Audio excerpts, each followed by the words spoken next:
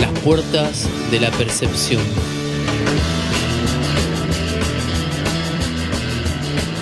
Aldous Huxley.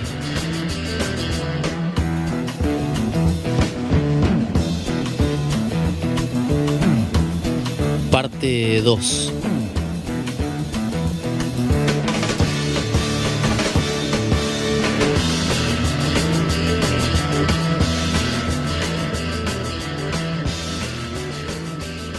Y en el universo del arte, por encima de Vermeer y los otros pintores de naturalezas muertas humanas, por encima de los maestros paisajistas chinos y japoneses, por encima de Constable y Turner, de Sisley y Seurat y Cézanne, está el arte que todo lo incluye de Rembrandt. Son nombres enormes, eminencias inaccesibles. En cuanto a mí, en esta memorable mañana de mayo, no podía menos que estar agradecido a una experiencia que me había mostrado más claramente que nunca antes la naturaleza última del problema y su solución completamente liberadora. Permítaseme añadir, antes de dejar este tema, que no hay forma de contemplación, incluida la más quietista, que no posea valores éticos. La mitad por lo menos de toda moral es negativa y consiste en no hacer nada malo. El Padre Nuestro apenas tiene 50 palabras y 6 de ellas están dedicadas a pedir a Dios que no nos deje caer en la tentación. El contemplativo unilateral deja sin hacer muchas cosas que debería hacer, pero compensa esto absteniéndose de multitud de cosas que estarían mal hechas. Pascal observó que la suma del mal disminuiría mucho si los hombres aprendieran a quedarse sentados en sus habitaciones. El contemplativo, cuya percepción ha sido purificada, no necesita quedarse en su habitación. Puede dedicarse a sus cosas, tan completamente satisfecho de ver el divino orden de cosas y de participar en él, que no sentirá en ningún momento la tentación de aceptar lo que Traherne llamó las sucias dádivas del mundo. Cuando nos sentimos los únicos herederos del universo, cuando por nuestras venas el mar discurre y nuestras joyas son las estrellas, cuando cuanto percibimos es infinito y santo, ¿qué razones podemos tener para la codicia o la ambición, para buscar el poder o formas de placer más funestas? No es probable que los contemplativos se conviertan en fulleros, alcahuetes o borrachos. Por regla general, no predican la intolerancia ni hacen la guerra. No juzgan necesario robar, estafar o explotar a los pobres. Y a estas enormes virtudes negativas podemos añadir otra que, aunque de definición difícil, es positiva e importante. Cabe que el arhat y el quietista no practiquen la contemplación en su plenitud, pero sí la practican de algún modo. Pueden traer informes esclarecedores de otro y trascendente campo del espíritu, y si la practican en la cumbre, se convertirán en conductos por los que puede llegar desde ese campo cierta benéfica influencia a un mundo de ofuscados sí mismos que se están crónicamente muriendo por falta de ella. Entretanto, yo había pasado, a pedido del investigador del retrato de Cézanne, a lo que estaba ocurriendo dentro de mi cabeza cuando cerraba los ojos. Esta vez el paisaje interior fue de manera curiosa muy poco remunerador. El campo visual estaba lleno de estructuras, como de material plástico o de estaño esmaltado, de brillantes colores y en constante cambio. Barato, comenté. Trivial, como lo de un comercio de baratijas. Todas estas cosas charras existían en un universo cerrado y apretado. Es como si se estuviera bajo los puentes en barco. Dije, en un barco ínfimo. Y mientras miraba, advertí claramente que este barco ínfimo estaba en cierto modo relacionado con las pretensiones humanas. Este sofocante interior de un barco infinito era mi propio personal sí mismo. Estos charros móviles de hojalata y plástico eran mis contribuciones personales al universo. Juzgué la lección saludable, pero lamenté, ello no obstante, que hubiera sido administrada en este momento y en esta forma. Por regla general, el tomador de mescalina descubre un mundo interior tan manifiestamente una premisa, tan evidentemente infinito y santo como ese transfigurado mundo exterior que yo había visto con mis ojos abiertos. Desde el principio, mi propio caso había sido diferente.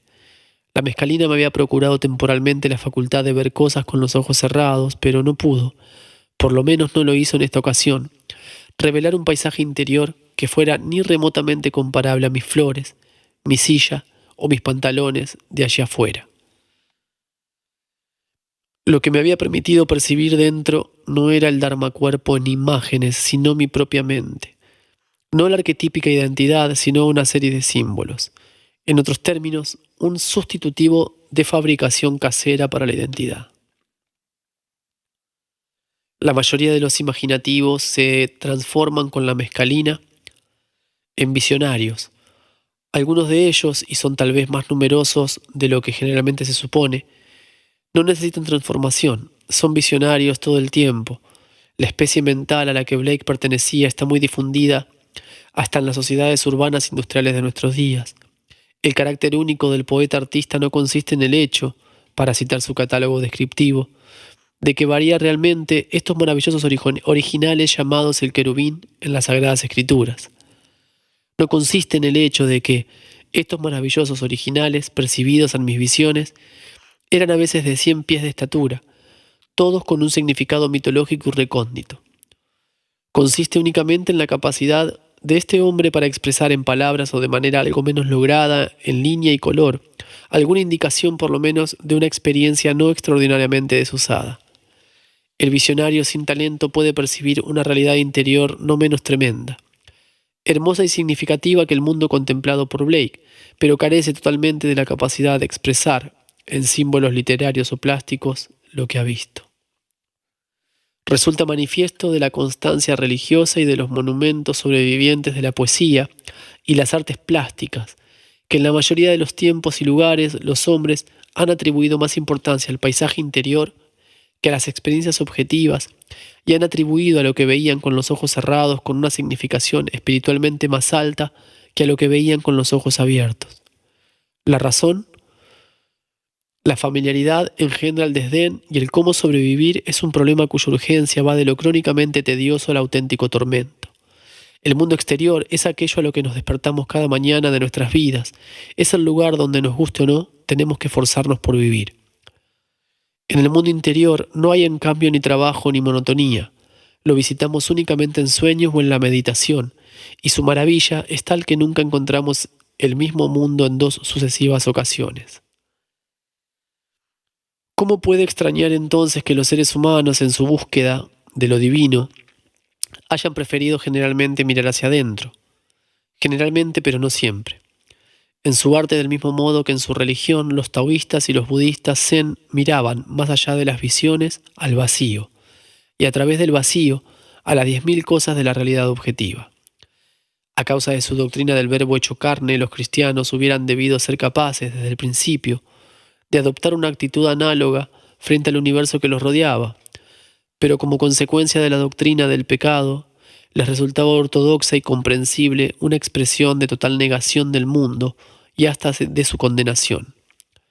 Nada nos debe asombrar en ella, nada nos debe asombrar en la naturaleza, con la sola excepción de la encarnación de Cristo.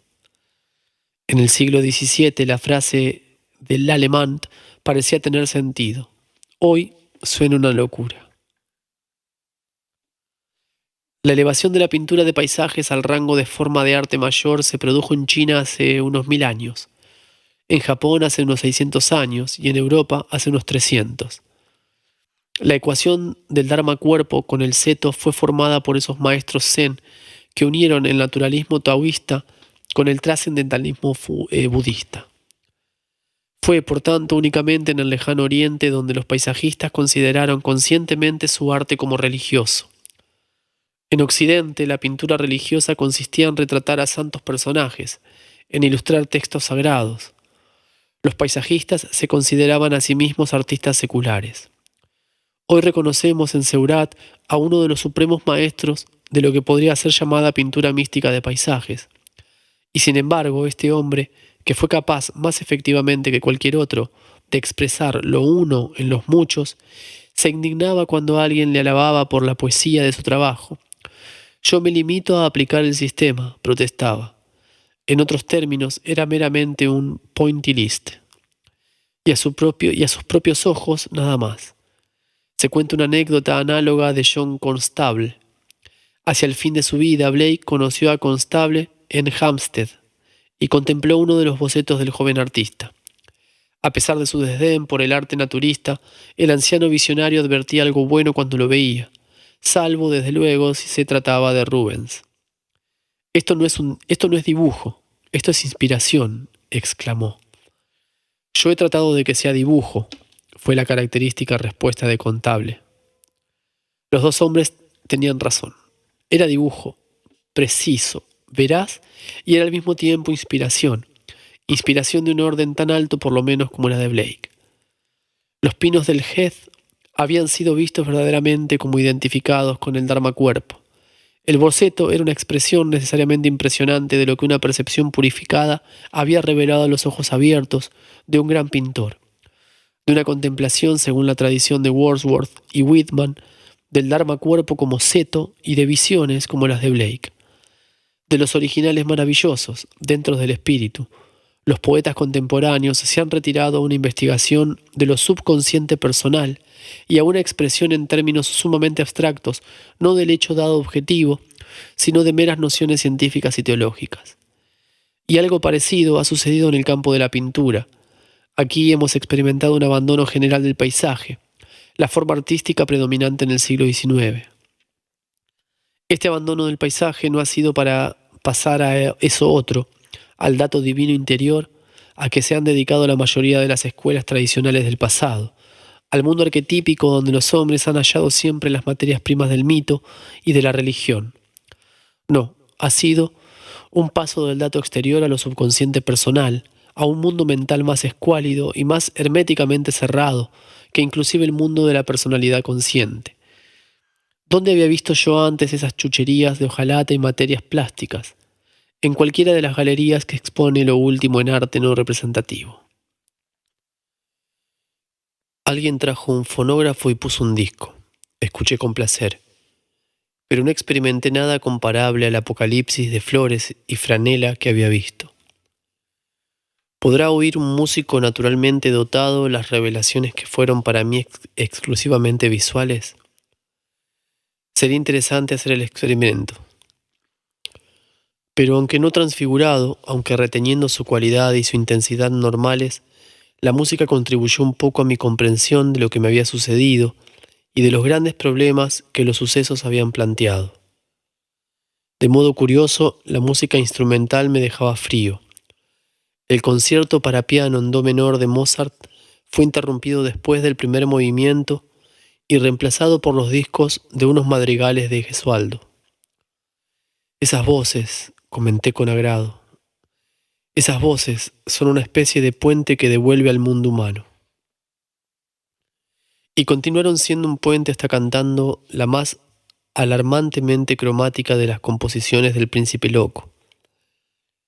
A lo largo de las desiguales frases de los madrigales, la música siguió su curso, sin atenerse a la misma clave en dos compases seguidos.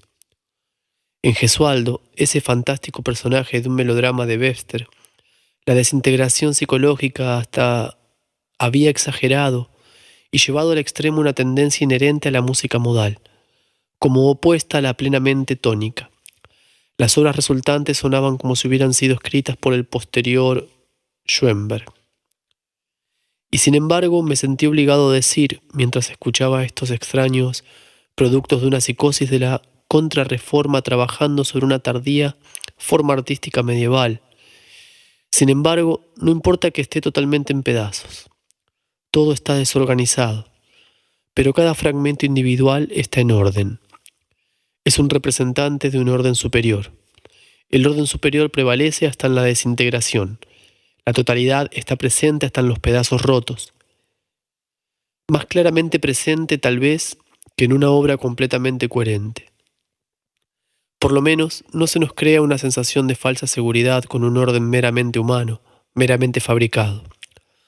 Por ello, en cierto sentido, la desintegración puede tener sus ventajas, aunque desde luego es peligroso, terriblemente peligroso.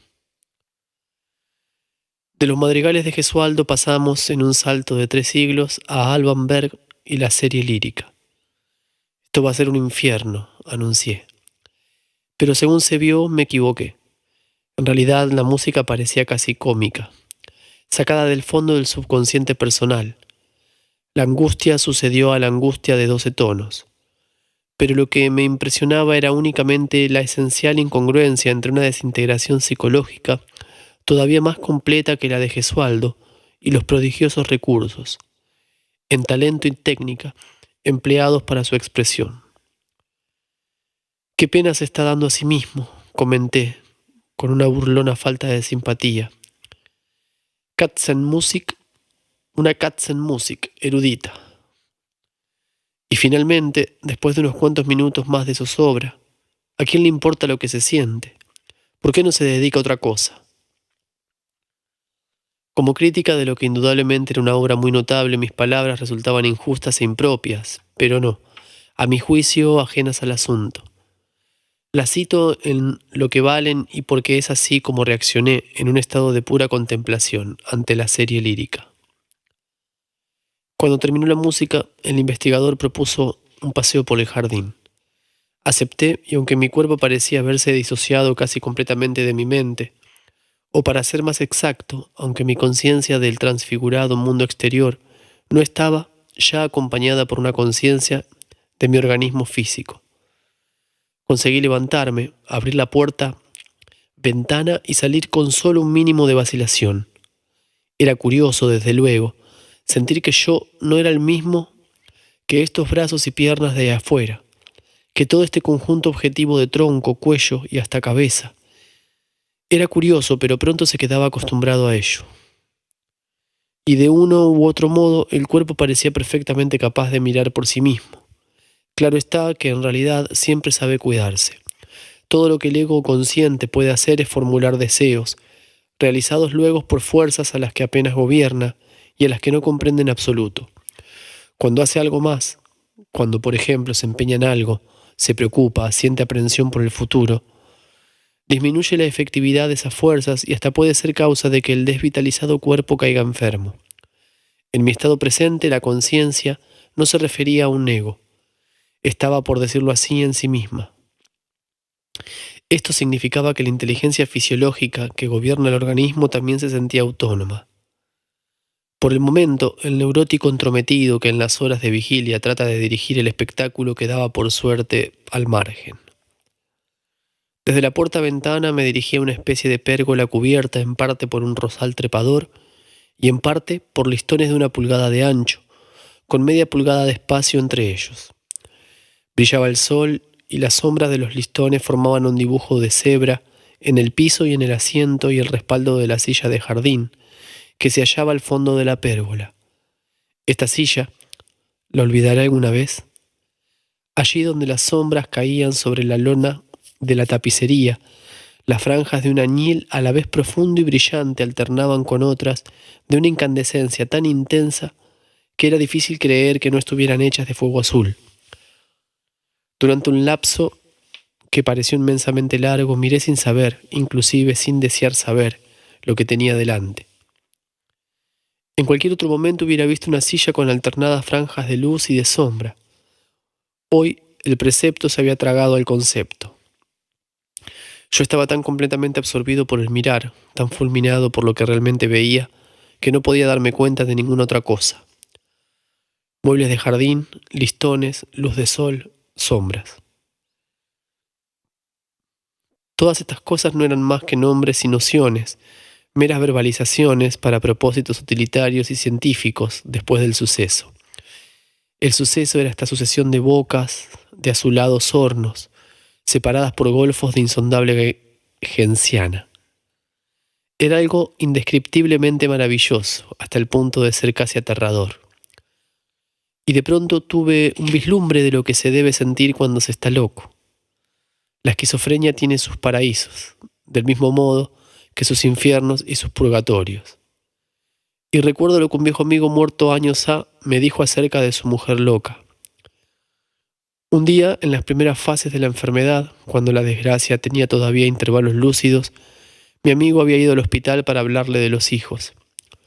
Ella lo escuchó un rato, pero lo interrumpió de golpe. ¿Cómo podía perder el tiempo hablando de un par de chiquillos ausentes, cuando lo que realmente importaba aquí y ahora era la indescriptible belleza de los dibujos que formaba en su chaqueta de mezclilla de color castaño, cada vez que movía los brazos. Pero, ay, no iba a durar este paraíso de percepción purificada, de contemplación unilateral sin mácula. Las bienaventuradas treguas se hicieron cada vez más raras y breves, hasta que finalmente desaparecieron y solo quedó el horror. La mayoría de los tomadores de mescalina experimentan únicamente la parte celestial de la esquizofrenia. La droga solo procura infierno purgatorio a quienes han padecido recientemente una ictericia o son víctimas de depresiones periódicas o ansiedad crónica. Si como las otras drogas de poder remotamente comparable, la mescalina fuera notoriamente tóxica, tomarla sería suficiente, por sí mismo, para causar ansiedad.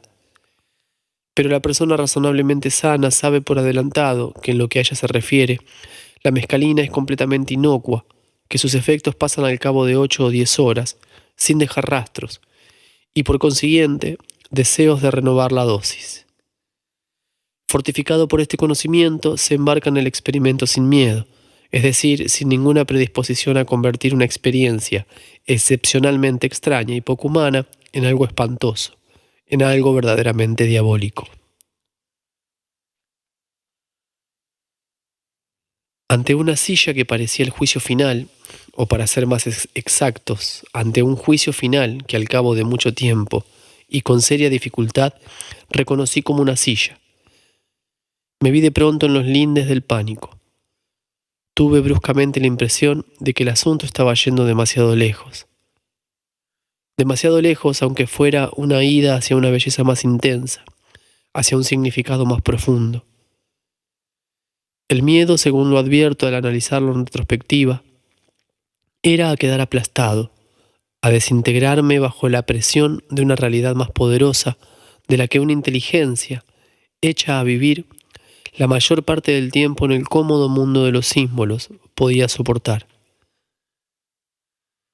La literatura de la experiencia religiosa abunda en referencia a las aflicciones y terrores que abruman a quienes se han visto, demasiado bruscamente, ante alguna manifestación del mysterium tremendum. En lenguaje teológico, este miedo es debido a la incompatibilidad entre el egotismo del hombre y la divina pureza, entre el apartamiento autograbado del hombre y la infinitud de Dios. Con Boehme y William Law, podríamos decir que para las almas no regeneradas, la divina luz en todo su esplendor solo puede ser sentida como un fuego quemante de purgatorio.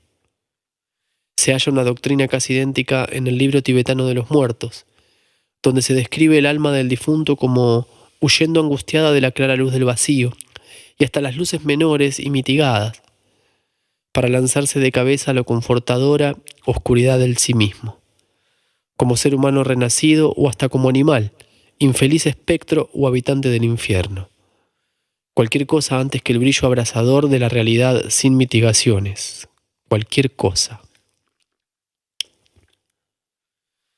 El esquizofrénico es un alma, no solamente no regenerada, sino además desesperadamente enferma.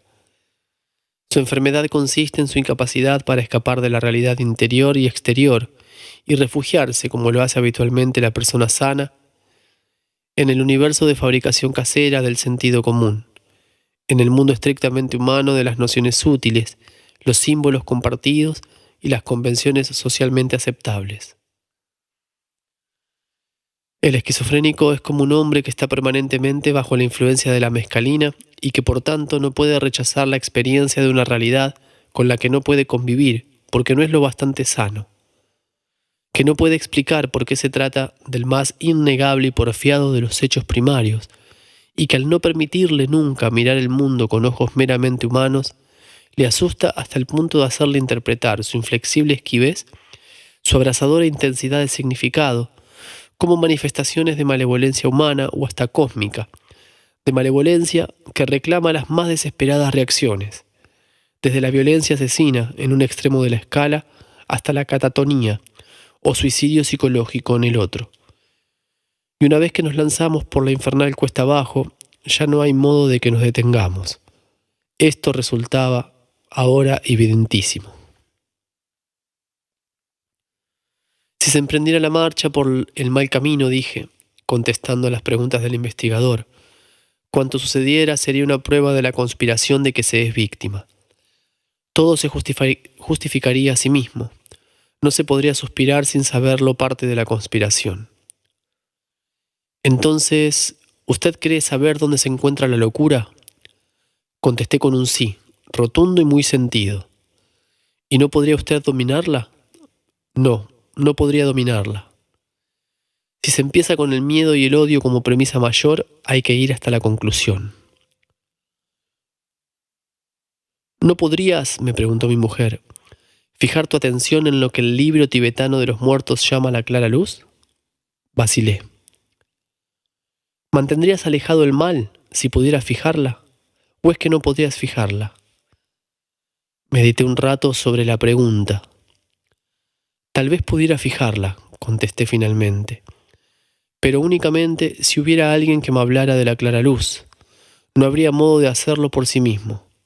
Ese es el sentido, supongo, del ritual tibetano. Alguien que esté ahí sentado todo el tiempo y diciéndonos qué es qué.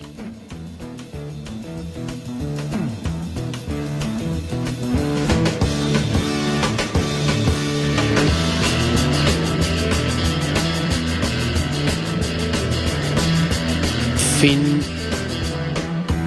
de la segunda parte.